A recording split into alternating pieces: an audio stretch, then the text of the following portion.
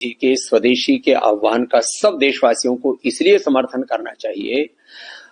देश के प्रधानमंत्री भारत को विकसित राष्ट्र बनाना चाहते हैं, विश्व की सबसे बड़ी आर्थिक, राजनीतिक और आध्यात्मिक महाशक्ति बनाना चाहते हैं।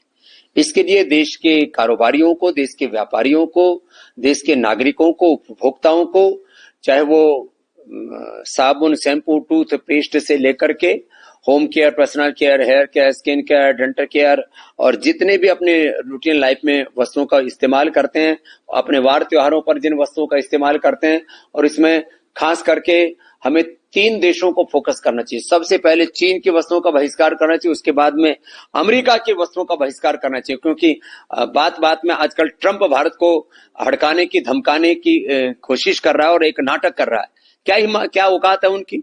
आज भारत दुनिया का सबसे बड़ा बाजार है और पूरी दुनिया को भारत की जरूरत है, लेकिन वो हमको धमका करके, हमको डरा करके, तैश दिखा करके और भारत को आंख दिखाने की जो हिमाकत कर रहे हैं, ये तभी ठीक होगा जब हम चाइना की वस्तुओं का बहिष्कार करेंगे, हम अमेरिका की वस्तुओं का बहिष्कार करेंगे, हम यूरोप की वस्तुओं का बहिष्कार करेंगे। और क्या जरूरत है कोकोला, पेप्सी पीने की, बर्गर पिज्जा खाने की, फिजूल की बातें। हमारे वार त्योहार हमारे, और उनमें भी हमारे गणेश जी, हमारे देवी देवता चाइना से बन करके आए, पिचकारियां चाइना से बन करके आए और तमाम तरह की चीजें हैं। और मैं तो भाई 100% स्वदेशी का उपासक हूं। मेरे तो वस्त्र भी स्वदेशी हैं, हमारे तो जो है पात्र भी स्वदेशी हैं, कमंडलों में खाते हैं हम लोग, हमारे जो है खड़ाओं में चलते हैं, न जूते, न चप्पल, न गाड़ी, न घड़ी, न मोबाइल, किसी भी तरह से 100% हम तो स्वदेशी के उपासक हैं। और जिस दिन भारत स्वदेशी का प्रयोग करने लग जाएगा, भारत की अर्थव्यवस्था मजबूत होगी और रुपए की कीमत डॉलर, पाउंड और जो है यूरो के मुकाबले हमारी अच्छी होगी। आज हमारी करेंसी की वैल्यू क्यों गिरती जा रही है? क्योंकि हमारा देश का धन विदेशी कंपनियां यहां से लूट लूट करके लेके जा रही हैं। तो हेल्थ के सेक्टर में हमें योग, आयुर्वेद और नेचुरोपैथी को अपनाना चाहिए, जिससे कि विदेशी कंपनियां हजारों लाखों करोड़ रुपए जो यहाँ से लूट लूट करके लेकर के जा रही है, उनसे हम बच सके। जो लोग नशा करते हैं उनको बीड़ी, सिगरेट, शराब पहली बात तो पीनी नहीं चाहिए, ये भी विदेशी कंपनियों का बात से लोग पी रहे हैं। और तमाम तरह के, माने जिंदगी में विदेशीपना रच बस गया है। टी शर्ट, जूते, चप्पल सब विदेशी पहन रहे हैं हम लोग। तो इनसे बचना होगा और इससे लाखों करोड़ रुपए का इनको एक साथ झटका लगेगा और सब एक साथ जो है इनकी कमर टूटेगी और ये अपनी औकात में आ जाएंगे, चाहे वो अमेरिका है, चाहे यूरोप है या चाइना है। इसलिए देश के प्रधानमंत्री जी का सब देशवासियों को समर्थन करना चाहिए। और राजनीतिक आजादी से ही कोई देश आजाद नहीं हो जाता। देश की आजादी को अखंड रखने के लिए और भारत को विकसित बनाने के लिए और पूरी दुनिया के मुकाबले भारत को खड़ा करने के लिए ये स्वदेशी की मुहिम बहुत जरूरी है। पतंजलि ने तो 30 साल पहले ही मेड इन भारत और देश का पैसा देश में रहे और देश की सेवा में लगे, हमने तो पूरा अर्थ परमार्थ के लिए लगे, इस संकल्प के साथ पतंजलि का पूरा अनुष्ठान आगे बढ़ाया है।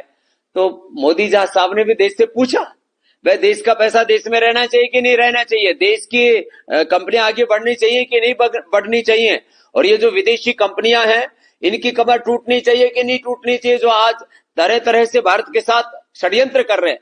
माने भारत विरोधी ताकतें भारत से पैसा लेकर के कोई पाकिस्तान के पीछे जाकर के खड़े हो जाते हैं और कोई अलग अलग प्रकार से आर्थिक तौर पर, सांस्कृतिक तौर पर, राजनीतिक तौर पर भारत के लिए चुनौती बन करके खड़े होते हैं। उन सबको जवाब देने का वक्त आ गया है। स्वदेशी से स्वावलंबी आत्मनिर्भर भारत बनाने का ये अवसर है और देश के प्रधानमंत्री जी ने जो आह्वान किया, सारे देशवासियों को इसका सम्मान करना चाहिए और एक लंबी रणनीति के तहत हमें इस पूरे विचार को क्रियान्वित करने के लिए स्वदेशी के व्रत से प्रतिबद्ध होना चाहिए और विदेशों में घूमने के लिए ना जाएं, खास करके तुर्की आदि में, स्विट्जरलैंड आदि में, और भी जो भारत विरोधी ताकतें हैं, वेडिंग के लिए, शादी ब्याह के लिए और हनीमून के लिए भी विदेश में जाऊं। अपना देश कोई कम है क्या? इतना हमारा 4 धाम है, 4 धाम उत्तराखंड में है, 4 धाम पूरे देश में हमारे, रामेश्वरम से लेकर के, द्वारिका से लेकर के, जगन्नाथ जी से लेकर के,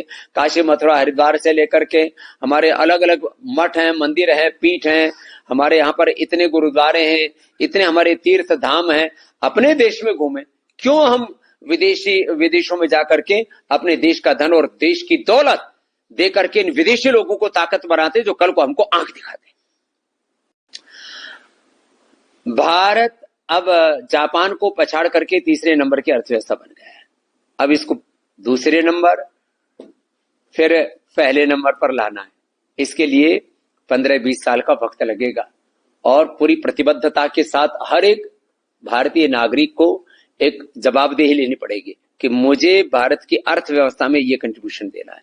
कुछ हेल्थ में, कुछ एग्रीकल्चर में, कुछ इंडस्ट्री में, कुछ अलग अलग क्षेत्रों में जो जहां पर सेवा कर रहे हैं अपनी श्रेष्ठतम सेवाएं दे करके और भारत में अपने पुरुषार्थ से अलग अलग क्षेत्र में बड़े बड़े साम्राज्य खड़े करके हमें सारी विदेशी ताकतों को चुनौती देनी है, उनको परास्त करना है।